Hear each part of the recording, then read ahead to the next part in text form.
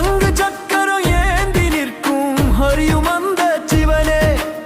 படைத்து அடித்து காத்தருளும் மும்மூர்த்தி அவனே